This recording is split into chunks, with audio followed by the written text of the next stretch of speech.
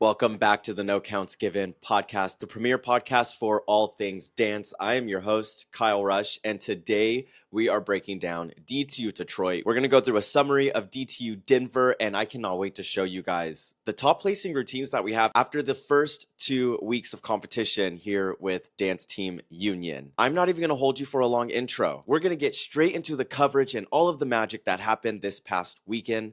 But first, you already know what I'm going to say. Make sure that you like, comment, and subscribe. If you are competing this season, please let us know in the comments down below where you'll be competing at. We are building out our No Counts Given on tour schedule, and I'm wanting to make sure that I am hitting every single city that I could possibly go to. If you're watching on Spotify, make sure that you rate the podcast. We are doing great with ratings. Keep it up. I love seeing the ratings go up. If you're on TikTok or YouTube or Facebook or any of the other social media podcast platform sites, make sure that you subscribe, you like, and share with your friends. And with all of that being said, let's get right into the coverage of this weekend. Attention, dancers, coaches, and teams. This is your moment.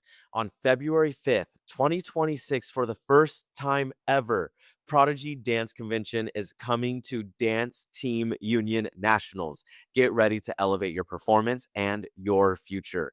Prodigy conventions blend elite training with real recruitment access. Explore jazz, hip hop, palm, technique, acro, plus chances to unlock one-on-one time with college recruiters. But what makes this event truly special is its home at DTU Nationals, hosted at Dance Team Union Nationals, an organization built to be bold, be authentic, be you. DTU was founded to bring a fresh, coach and dancer focused approach to competitions. They prioritize artistry along with technique and provide feedback that help your teams truly grow, not just compete, and foster a positive, inclusive environment where each dancer is seen and valued. And now you have your chance to stand out.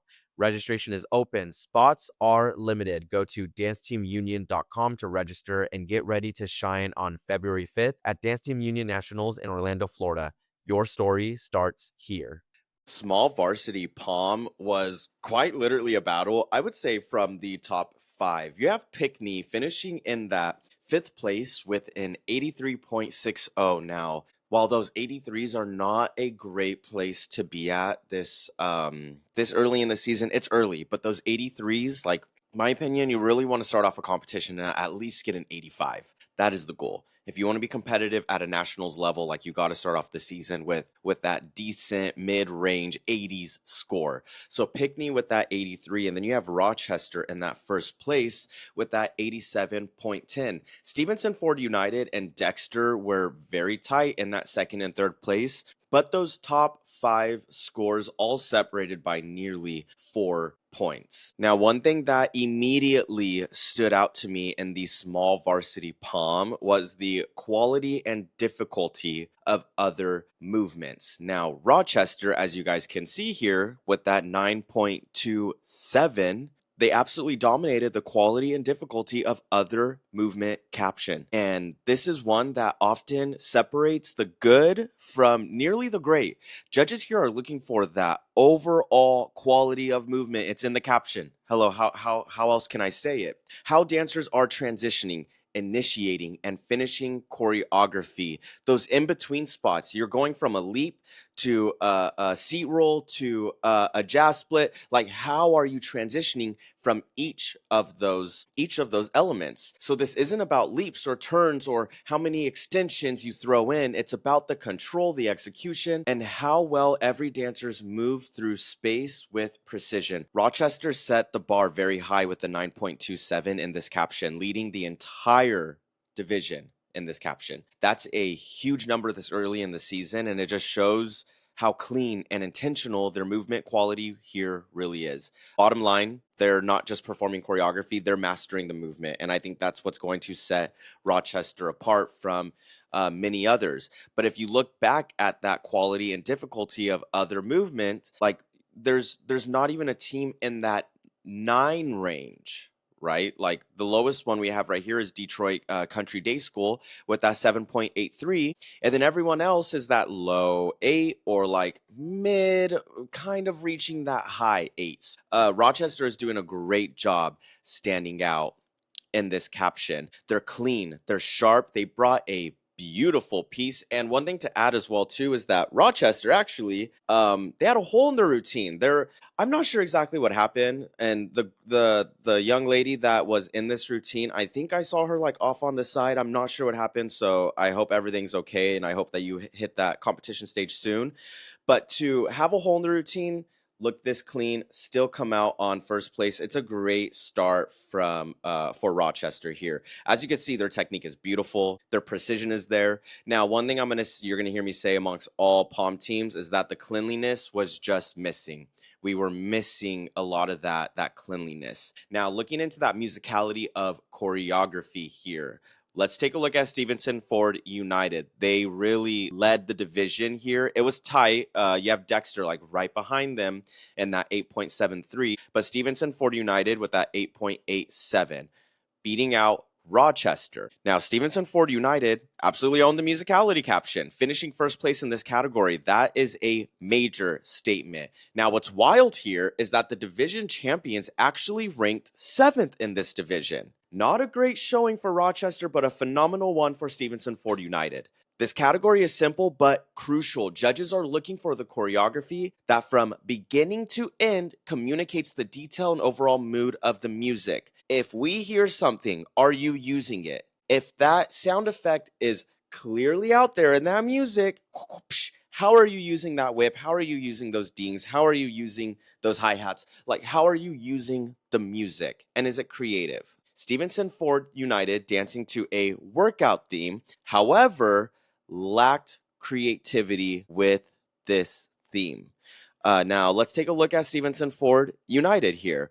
I love this routine. I love the theme. I love the bright yellow palms. I love the costume. Here's my thing. It's a workout theme. I was given 0 workout elements. Like this, I really wanted to see Stevenson Ford United just push the boundary even further. Push it further. Give me some push-ups. Give me some sit-ups. Do some jumping jacks. Give me some squat jumps. I don't know. Do something creative with the workout element. Give me some Pilates on the floor. Do some Zumba. You know what I mean? Like really push the creativity that you have in this theme. I think that if Stevenson Ford United used their creativity further, they would have beat out Rochester. It was cleaner. It was sharp. The technical elements, I would say, aligned pretty evenly between the two. It was the musicality caption. It was the quality of difficulty of other movements that Rochester won this category. I think it's very important for teams to find what works for them and use it to their full advantage. Rochester is using it with this quality of difficulty in other movements. Stevenson Ford United, if you push that creativity in the choreography even more, that is going to be your guys' secret weapon. All right, let's look at Large Palm. Large Palm was a battle. These top 3 teams, Anchor Bay, Brighton, and Dakota. Anchor Bay finishing in that 89 flat. Brighton only about half a point above them, and then Dakota winning the division by nearly a full point. Before we get anywhere, I want to look at Brighton really quick. Let's take a look at Brighton's overall score captions here. I was rewatching Large Varsity Palm last night, and while I do agree with the placings almost, I don't agree with these scores. So Brighton here we're going to look at. Now this is their performance score captions overall. They are really struggling in the uniformity of movement and execution of spacing and transitions. I agree. I think that those are pretty fair scores for Brighton. I felt the palm motion technique should have been lower. It wasn't as strong and powerful and punchy as I like to see palm. And then the visual effect is where I was a little thrown off with Brighton because it wasn't as clean.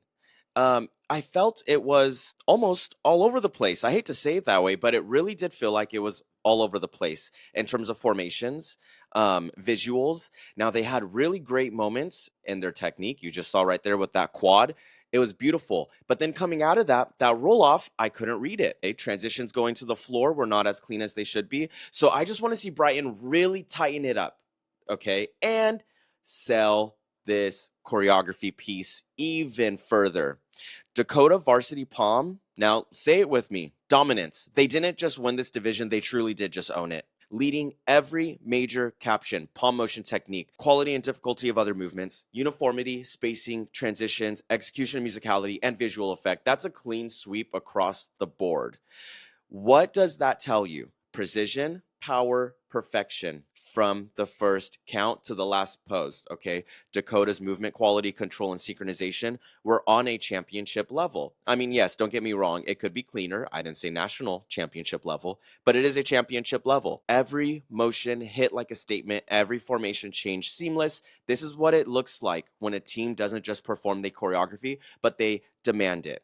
Let's take a look at Dakota here. Clean from the start. They get you with those back tucks. They get you with those visual openings, clean transitions, opening to that beautiful visual, carry on to the group turns. It is clean. And one thing that I love about Dakota, it's the passion, okay? You see it in each of their faces. You feel it in their performance. They want it. Okay, they're not just here to get scores and to get comments. No, they're here for a reason, and you feel it. It was a clean performance from Dakota. I enjoyed every single moment of it, and I will say it was my favorite routine of this past weekend. Let's look at varsity hip hop for a second. I'm a little troubled with these hip hop scores. Okay, now I'm not going to get too much into the hip hop division right now. I feel like I need a couple more weekends to see how these hip hop scores are doing and hip hop teams are doing. But so far, these first 2 weekends of competition, I'm not truly impressed with these hip hop scores, and I just need hip hop teams to want to push the level just a little bit more. Just dig into the hip hop technique and terminology and foundations just a little bit more. Okay, varsity hip hop, we have Rockford finishing with that 85.20. Milford right behind them with that 83.83. Woodhaven with that 83.7. Those are your top three. And then we have our overall here on the screen, as you can see. Let's take a look at these hip hop captions. Okay, we have execution of spacing and transitions. I have felt this pretty across the board. I think the only team where I felt like spacing and transitions were at a November regionals clean level was Davis County in Louisville last weekend. Other than that, I haven't seen many routines where I'm like, okay, I see the spacing, I see the transitions, I see the visuals, I see the patterns. And I felt that same thing this past weekend. Okay. Now you have Woodhaven, Milford, and Caledonia leading the division here. I mean, leading the caption here in execution of spacing and transitions. However, I still didn't feel like spacing and transitions. I would say, let's say Milford and Caledonia were at that 8.27 to 8.37 range. There were so many times I was looking back at these routines, and I just didn't understand the spacing, the transitions, the formations. I didn't understand it. So this is one thing I'm going to be really looking at hip hop teams in these next few weekends to see how are we using our spacing, how are we using our transitions, and then how are the judges rewarding it versus my thoughts. Now let's take a look at execution of musicality. This is a big one for hip. I mean, this is just a big one for dance. Like it's straight, plain, to the point. Do you understand your music? Was your routine choreographed to the most maximum point of musicality? Did your choreographer use every single moment that the music allows it? You have to do it. There are so many times, I'm sorry, choreographers, I'm sorry, coaches, it might feel great, it might look great. Is it score sheet championship worthy? Okay. Think about it for a second, and we gotta like really dial into the execution of our musicality, because why are hip hop teams scoring 7.4s, 7.77s, 7.9s in musicality? Come on, y'all. let's take a look over at our champions here. We had Rockford, okay? You're going to see it throughout the piece here. Like, this is our first place team. Formations, slightly off, yes. Okay, our diagonals here. If you look line to line, they're quite confusing. I'm not sure where the lines are.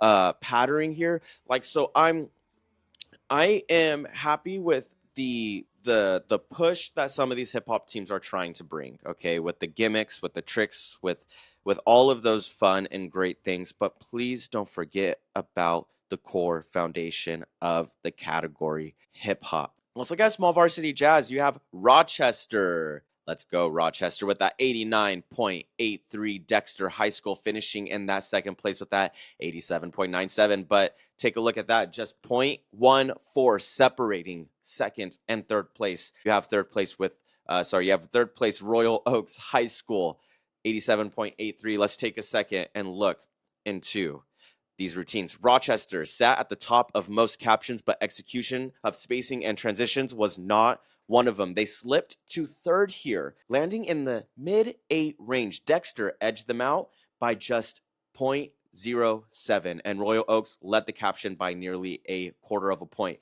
Now, that might sound small, but in this level of competition, those decimals matter. Still, what pushed Rochester back to the top overall was their creativity and the total buy-in. The choreography concept, the commitment, and the storytelling, that's where they pulled ahead. They may not have been perfect in spacing and transitions this time, but they found a way to elevate the division through performance and innovation. Let's take a look at Rochester here. I love the choreography and the concept and all of it. Now, for a small team, Rochester did a great job utilizing the floor, their dancers, the partner work, the leaps, the layering, the performance. Like I said, they had the total buy-in. I am very interested to see how Rochester is going to clean it up. But yeah, I'm just excited to see it in February and see how Rochester really elevates the game. This is a program and a team that we don't play around. Okay, Rochester comes to eat, so I can't wait to see them eat in February. Dexter brought the technique, the difficulty, the visuals, everything you would expect from a program that prides itself on precision. Royal Oak, on the other hand, topped Dexter in uniqueness, musicality, and uniformity. You can tell exactly what the judges valued this weekend: connection to the music, intentional choreography, and a cohesive team look from top to bottom. Taking a look into large varsity jazz, these top three teams, ESEP, Anchor Bay, and Dakota, were all in a battle for that win. It was a power shift in Detroit. Let's be real. Last year's small division champs, Anchor Bay, made the move back to large varsity jazz, landing this familiar division in a familiar placing. Rochester, the 2024 large varsity jazz division champs, switched to small this year, leaving the door wide open for a new leader. Dakota stepped in and slammed it shut, and PSEP continues the streak in the top three. And let's be real, PSEP is not going anywhere. These top three scores were truly a slick back bun finish. Now, I want to just take a second and look into some of these Denver scores, because Denver, some of these divisions were huge. I was like, what is going on? And Colorado in general is just such a great pocket for dance team, especially in the high school level. But I just want to look at these really quick, because out of this, I think it was like, what, 14? I'm not going to count right now, but I believe it was like 14 in this division. The high score was an 83.83. What is going on in the small varsity Palm division over at Denver? Looking into the large varsity Palm division, you had Rock Cannon, Austin Valley, and Cherry Creek in that top three, all in that 88 range. Because these top three did confuse me, so I am interested to see how Cherry Creek is going to up that score. From that 8.27 to at least like a low 90s. Same with Ralston Valley. It's great to see Ralston at this 88 level this early in the season. And then Rock Cannon, I don't expect anything less. Now, large varsity jazz, Mountain Vista took the division 92.70, while Rock Cannon had that 92.27. And you guys are going to see here in a little bit, but Colorado has the pocket for jazz teams, okay? Now let's take a look at this road to DTUNationals. We had some really heavy hitter and big names to the DTUNationals floor perform this past weekend. Okay, now in the black, you're going to see that is where they finished the season last year at DTU Nationals finals, okay? You had Dakota in that 91.32, Brighton in that 91.66, CSEP in that 91.72, and then Rochester in that 89.28, okay? Now that red score you see there, that is where they are currently scoring in the season. Dakota, PSEP, and Rochester are sitting very pretty, very comfortable. Brighton is going to need to we're going to need to figure out what we got to do to get our score up. What does Brighton need to do to raise their score? The concept is there, the execution and the buy-in is missing. The 2025 DTU National Champions are going to need to open their playbook and replan their strategy. In 2025, they finished the season, like I said, with a 91.66. This weekend, they are sitting in the low 80s. With teams like Norman North, Thapula, and Blue Valley West looking to take that title from Brighton. My only struggle, I just need teams to, okay, this was my thought all weekend. If you're going to do a theme, I need you to push that dang routine to every single level. If we're going to sit here and be Corella, girl, I need you to push that theme to the max. You hear me? Okay, I have a top moment of this past weekend. And I'm sorry, I'm probably going to get the name wrong. We have Sequoia at Middle School, Palm. They took home the junior grand champions with the creativity of Willy Wonka, the Oompa Loompa theme. It was so fun. And there's one thing I enjoy, okay? When I am out at events and competitions, and there are so many of you guys that have been following me for a while now. And this past weekend, I got to give a shout out to G3 Turns on TikTok. He came and found me and was like, "Oh my gosh, I've been following you since the beginning. You commented on one of my TikToks that went viral, and I just love meeting." And you're gonna see, if you see that young man on the stage right now. Yeah, shout out to Sequoia at Middle School. Shout out to G3 Turns. I just want to throw this out there. The judges were raving about this routine in the DTU crew room. This is a middle school team, y'all, and the technique was beautiful. The choreography was incredible. The visuals were so much fun. And that little part where they're like in first position, Oompa Loompa, I loved it. Sequoia Ets, you guys are doing some great things, and I cannot wait to see you guys continue this season. All right, to wrap out the episode here, I just want to take a look at our top 8 overall in these past 2 weekends of DTU competitions. Let's look at hip hop. We have Beach leading. And I want to give a shout out to Beach really quick because I saw that they just made program history, I think it was, and won the TSSAA championships this past weekend, which I was watching. I did watch. Congratulations, Beach. You guys, just these top teams in general for hip hop are looking great. Beach, Mount Juliet, Davies County, and Hendersonville. Okay, now you heard me earlier with my gripe on hip hop. I'm not going to get into it right now. Yeah, I'm not going to get into it right now. That's going to be another episode for another time. Let's look into our Varsity Palm top 8. We have Dakota. They competed this past weekend in Detroit. Got that 90.50, which was also the grand champions.